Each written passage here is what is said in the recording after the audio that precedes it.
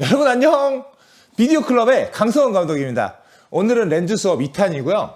저번 컨텐츠 안 보셨으면 우측 상단 링크 타고 들어가셔가지고 꼭 챙겨보고 오셔야 됩니다. 아시겠죠? 배움에도 순서가 있다. 제가 진짜 좋아하는 말이거든요. 이 영상도 순서대로 1편부터 꼭 챙겨서 보시면 진짜 좋을 것 같아요. 오늘은 렌즈의 왜곡 현상을 한번 배워볼 거고요. 그리고 또 렌즈별로 어떤 원근의 변화가 생겨나는지 한번 알아볼 거예요. 벌써부터 아주 그냥 노잼의 냄새가 팍팍 나서 뒤로 가기부터 말해오시죠. 진짜 좀 참으세요. 원래 몸에 좋은 약이 좀 씁니다. 영상 공부도 그런 거 아닐까? 저는 좀 그렇게 생각을 합니다. 원근이란 무엇일까? 사실 굳이 설명을 하지 않아도 되죠.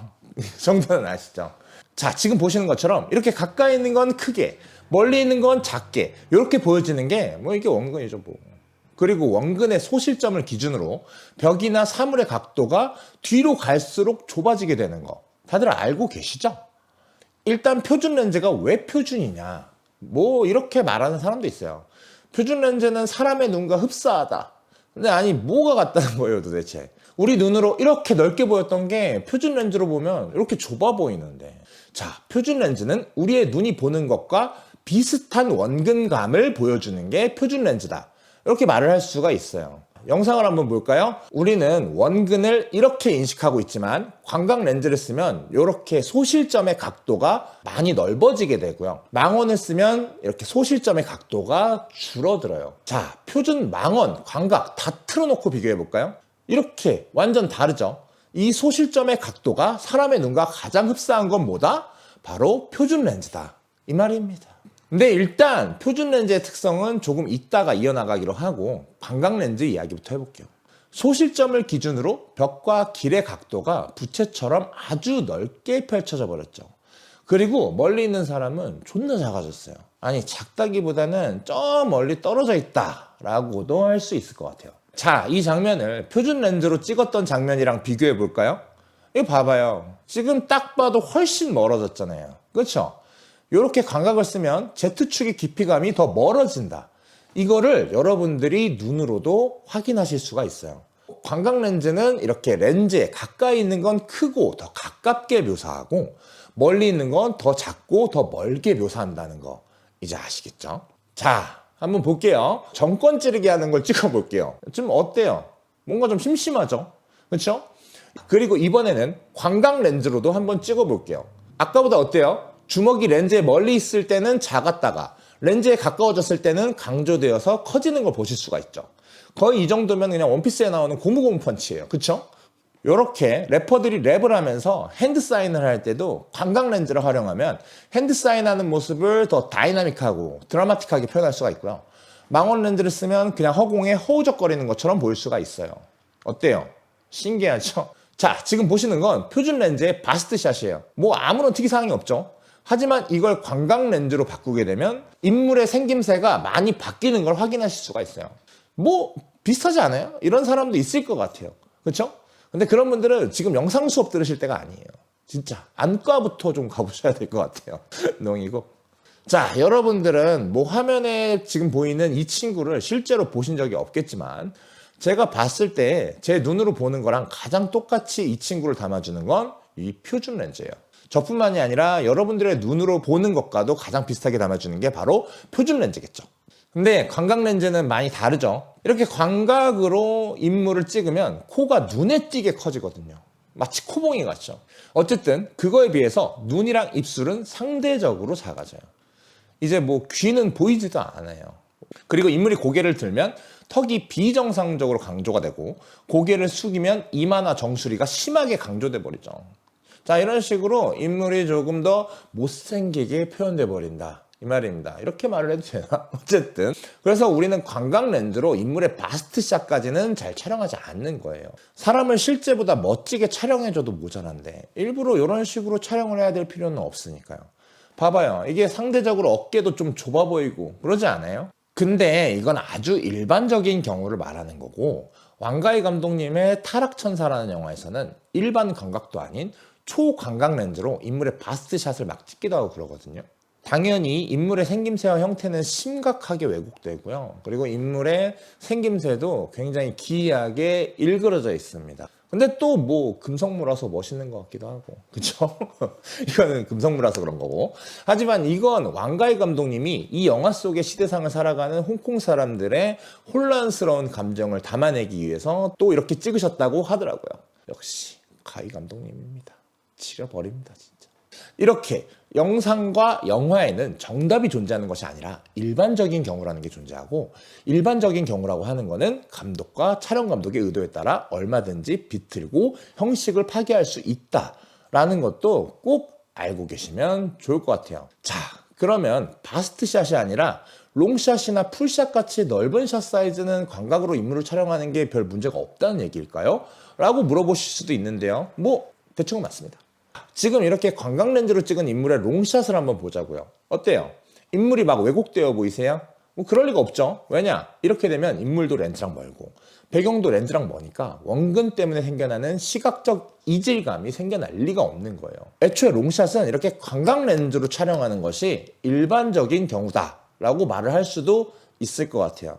또 미디엄샷을 광각 렌즈로 찍으면 뭐 원근 때문에 생겨나는 왜곡이 조금 부자연스럽기는 하지만 바스트샷만큼의 이질감은 생겨나지 않는다는 거, 여러분들도 이 화면을 보고 확인하실 수가 있겠죠.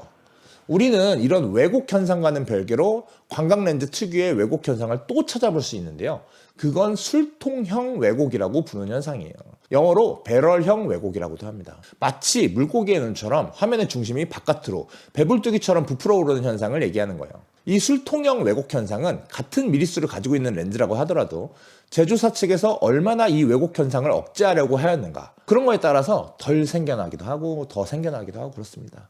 뭐 비싼 렌즈는 덜 생겨난다, 약간 이렇게 보셔도 좋을 것 같아요. 아니면 카메라나 편집 툴의 프로그램 등을 통해서 이 배럴형 왜곡을 보정하기도 해요. 보통 이런 술통형, 배럴형 왜곡 현상을 렌즈가 만드는 심각한 결점이라고 생각하시는 분들도 많은데요.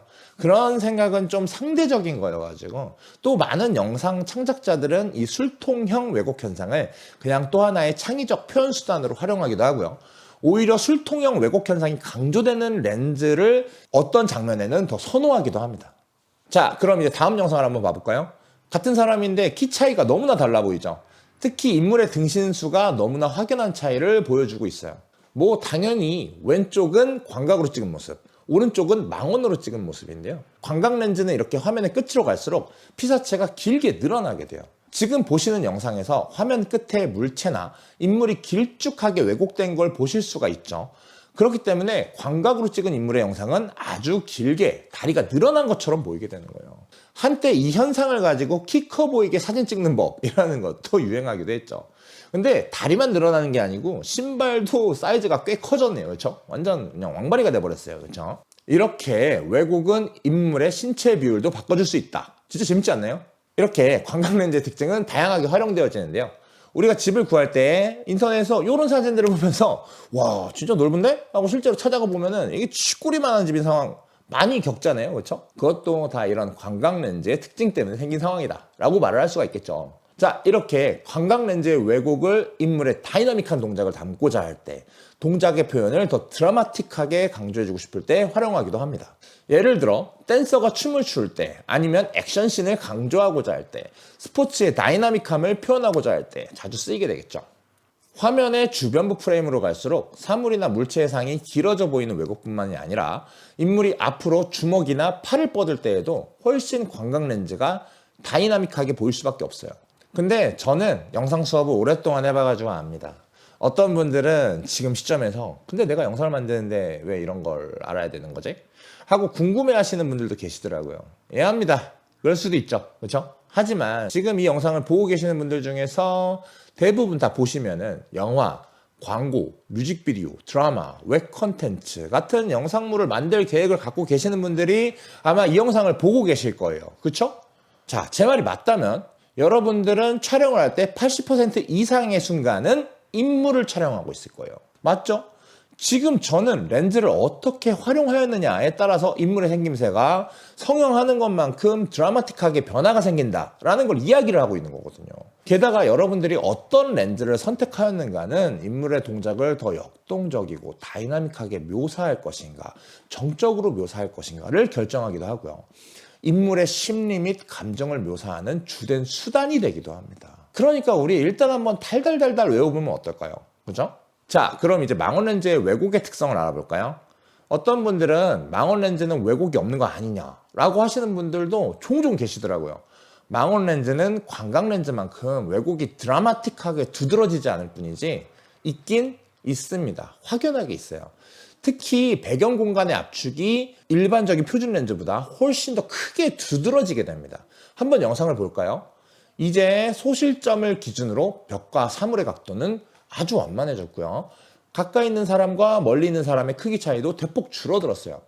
이렇게 광각 렌즈와 비교해 보시면 큰 차이를 느껴볼 수가 있겠죠. 그리고 배경도 왠지 멀리 있던 배경이 너무나 가깝게 다가오지 않았어요? 우린 이걸 망원 렌즈의 배경 압축 효과라고 합니다. 한번 봐봐요. 렌즈의 미리수가 변할수록 뒤에 있는 인물이 더 가깝게 다가오는 것처럼 보이죠. 근데 이렇게 보니까 좀 무섭네요. 그렇죠? 당연히 뒤에 있는 사람이 직접 다가온 건 아니고 이렇게 렌즈만 바꿔도 두 인물 간의 거리감이 변화한다라는 거죠. 어때요? 재밌죠? 재미없어요? 근데 이거 재미없으면 영상하기 좀 힘든 유형의 사람인데 뭐 큰일이네요. 미안합니다. 조롱해서. 자, 그리고 또 다른 재밌는 현상을 보여드릴게요. 지금 보시는 것처럼 여기 서 있는 친구가 여기까지 카메라를 향해서 딱 10걸음만 걸어보도록 할게요. 딱 10걸음이에요. 그리고 속도는 최대한 일정한 속도로 걸어보도록 할게요. 자, 일단 이걸 광각 렌즈로 한번 찍어볼게요. 자, 잘 보세요. 이런 느낌인 거 기억하시고 이번에는 망원 렌즈로도 한번 찍어볼게요. 어때요? 뭔가 다르죠? 뭐가 다른지 같이 한번 찾아볼까요? 일단 광각 렌즈는 망원보다 샷 사이즈의 변화의 폭이 큰 걸 보실 수가 있어요. 그렇죠? 그리고 같은 속도로 같은 거리를 움직였는데도 망원 렌즈로 볼 때보다 더 빠르게 이동하는 것처럼 느껴지지 않으세요? 자, 한번 정리해 볼까요? 망원 렌즈를 사용하면 Z축의 공간이 압축돼서 보여가지고 멀리 있는 사람도 가깝게 보여지고 멀리 있는 배경도 더 가까이에 있는 것처럼 보여지게 됩니다. 아시겠죠? 그리고 인물이 Z축으로 움직이면 이렇게 샷 사이즈의 변화가 크지 않고 더 느리게 움직이는 것처럼 보여진다. 이 점 진짜 꼭 잊으시면 안 됩니다. 자, 이번에는 사람의 얼굴을 기준으로 망원 렌즈의 가장 큰 특징적인 왜곡을 살펴볼게요. 광각 렌즈의 영상과 어떤 부분이 달라져 보이시나요?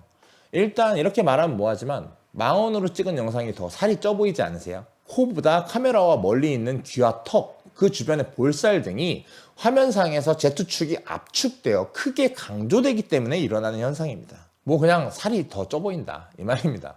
그래서 아이돌이나 배우, 예능인들 같은 경우에는 망원 렌즈로 촬영되는 상황이 진짜 많을 거 아니에요. 그래서 화면에서 보여지는 것보다 더 과하게 다이어트를 하는 게 많다. 저는 이렇게 알고 있습니다. 저는 일반인이라서 다행인 것 같아요. 저는 오늘도 아주 신나게 먹을 예정입니다. 그리고 광각 렌즈에는 술통형 왜곡이 생긴다면 망원 렌즈에는 이렇게 실패형 왜곡이라는 현상이 생겨나면서 상이 안쪽으로 찌그러지는 현상이 일어날 수도 있는데요. 다른 말로 이건 핀쿠션 현상이라고 합니다. 사실 아주 심한 상황이 아니라면 이걸 눈으로 보고 핀쿠션이 생겼는데 라고 눈치채기는 쉽지가 않아요. 자, 이제 마지막으로 표준 렌즈의 왜곡에 대해서 이야기를 해야 될 텐데 사실 표준 렌즈는 할 말이 별로 없어요. 아까 말했던 것처럼 표준 렌즈는 사람의 눈과 비슷한 원근을 가지고 있어서 사람의 눈이 목격하는 왜곡의 현상과 표준 렌즈가 주는 이 왜곡의 현상이 거의 흡사하다라고 보시면 되고요. 핀쿠션 왜곡, 술통형 왜곡 둘 다 잘 생겨나지 않아서 뭐 생겨도 눈에 띌 정도로는 발생하지 않습니다. 그래서 표준 렌즈는 왜곡에 대해서 크게 할 말이 없는 거예요. 자, 오늘도 영상이 좀 너무 길었네요. 오늘은 여기까지만 이제 알려드리기로 하고 구독과 알림 설정을 해주시면 다음 편도 놓치지 않고 챙겨보실 수가 있습니다. 저희 컨텐츠 유익하셨으면은 저희 영상 클래스 문 한 번만 두들겨 주세요. 댓글, 좋아요도 남겨주시면은 저희한테는 너무나 큰 힘이 됩니다. 그럼 우리 다음에 또 만나요. 안녕!